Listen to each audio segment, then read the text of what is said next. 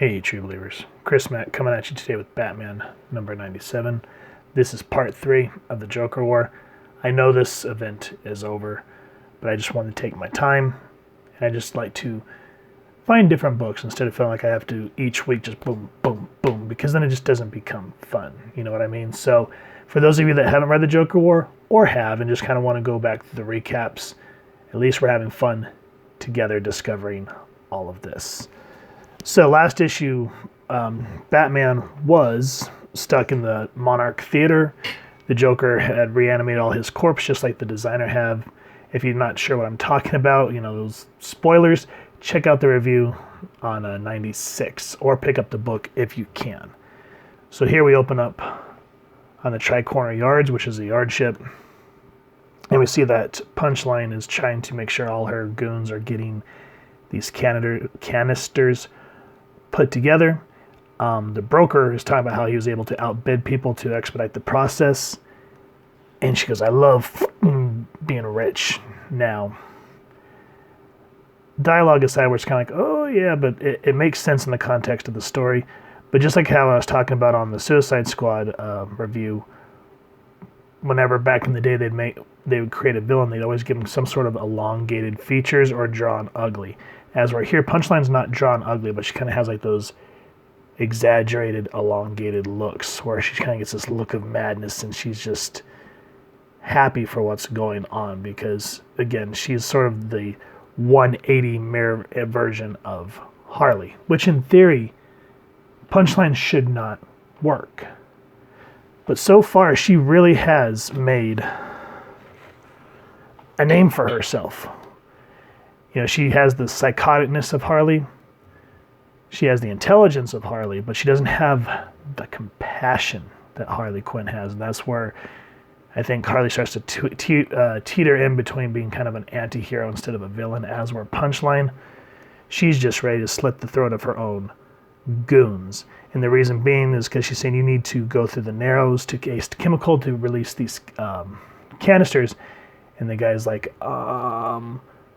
we don't really want to go through the Narrows because there's people end up being killed there. And she's like, talk fast, make me kill her. Bats don't kill. This wasn't a bat. This was something else. Something weirder. So a couple of clowns are stuck in an old Batmobile. Like, you can't get in here, kid. Oh, I don't really care to break in.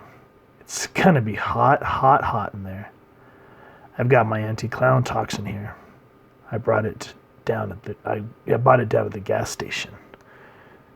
So you see that this kid, as we learned a couple of issues back when they first introduced him, that he just does not care. He kind of has a feel of that sociopathic tendency because he has no regret in what he's doing. So we'll get back to him in a moment, but I just kind of want to talk about, I'm sort of on the fence with Clownhunter because it's sort of like, do we really need another character? But I want to see where it goes, but we'll get back to that. Now, Harley, see what I mean? Punchline's talking about how Joker's plans don't need to be screwed up right now because this canister ordeal is like an integral part of what he's planning. And the artwork here is just absolutely beautiful. Speaking of, before we go any further, let's talk about who made this. The writer is James Tynion IV. The art is Jorge Jiménez. The colors are Tomeu Morey. The letter was Clayton Cowles. And the cover that we're going through right now, I think are beautiful, is Francesco Mattina. I think those are a lot better than the A covers. Because I looked at some of them and I'm just like, whatever. And then Batman was created by Bill Finger with Bob Kane. So Jorge Jiménez and the art team here is just really knocking it out of the park. When I first saw this, I thought it was a Golia March. I was like, wait a minute. I thought it was switched over to Jorge here. But man, he's really stepping up his game, and it just really shows.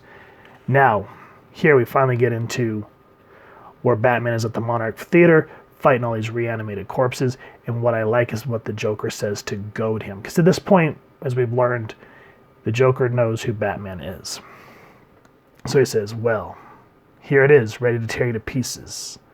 Some of these bags of bones have been rotting in the dirt for years. Some are much fresher. Which do you think are angrier? The ones who were there at the beginning when I was a very different sort of clown? back when he underestimated how many casualties there'd be? Or is it the recent dead, the ones who died with you knowing that the longer I stayed alive, the more of them would go the way of the Reaper? Which is true. It kind of reminds me of Under the Red Hood, where Jason Todd was wondering why, out of all the rogues, why the Joker had not been killed yet for what had been done to him, what had been done to Barbara, etc., so forth. So this, again, Batman has even said in this run, he said, this is a hell of my own creation. And here it is kind of come full circle. And so while he's fighting, he keeps hearing a voice over his quote-unquote intercom, and it's supposed to be Alfred. And he's like, you're not really there. And when you think that Bruce is finally kind of succumbing, being overburdened by all these Jokers and bodies, look at this beautiful splash page, just boom, and you see the power of Batman. Again, I think, now let's kind of put a pin in and stop right here for a moment. A lot of people talk about this run saying it's just a whole lot of sensationalism, which I can kind of see where, like, oh, here's a new character, here's an event. But it's engaging, it's interesting. The book is called Batman. We see Batman being awesome. Our hero has an obstacle that he has to overcome. The Joker has figured out his secret identity. Gotham is falling to hell. So there's all the mixings of a good story. And I think a lot of it has to do with the fact that we had, what was it, X amount of years under the Tom King run, which was just, it started out good, but then it just really went downhill after the wedding, where everything just felt bland and depressing, and there wasn't stakes. Our hero wasn't being awesome. So kind of starting to see things starting to rev back up and just getting straight back into just storytelling, I think, is what's really making it exciting for me. Especially here, since Batman is on this punchline toxin. Instead of seeing all those reanimated corpses, he's just seen multiple Jokers. And so he blindfolds himself, and he says a bat doesn't need to, or he says, here goes a good bat knows how to fight blind. So he just goes to town, and the paneling work is so cool because it's not just, panel, kind of get like sort of a half full page, and then, like a slam, and then the same thing here. It adds to the intensity of the book. Now, something happens with Harley, which again, this book, it's nice to finally see Harley to be somewhat of her old self.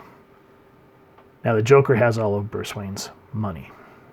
And here he reminds me so much of Biff Tannen from Back to the Future 2, where he's on the top of his casino hotel thing. It just kind of gives me that look. Now, Joker's talking about how he's excited. He's talking about how the tit for tat with Batman. But I like how even though the Joker's happy, punchline's saying Batman's still out there, which she's disappointed about. And then she's like, I don't want things to get ruined because we're hearing about another kid, the Clownhunter. And the Joker actually goes, wonderful. And she's like, wonderful. And the Joker goes into a diatribe about how everyone that's become a bat or a bird adheres to Batman's rules. And that, it's kind of how the status quo has been for years. And then he says, this beautiful, horrible kid knows that rule book has been thrown out. So the Joker is excited because this is something completely different. Now we get a moment afterwards with Harley and Batman in this really trippy kind of looking avatar place. So if you want to know what I'm talking about, if you want to kind of read this whole thing in its entirety and get an idea of what this Joker War is leading up to, please first and foremost pick up Batman 97 at your local comic shop and the subsequent issues if you can. Since this event was sort of what introduced Punchline, some of them may be a little harder to find, but you never know. Just go check it out, and I hope you can. Fingers crossed for you. And if you've enjoyed this review, we really would appreciate it if you take a moment to hit like, share, and subscribe. Helps the club channel more than you could possibly know. And if you won't mind hitting that fancy little Punchline bell next to subscribe, that way as we continue to upload content, you guys will get notified.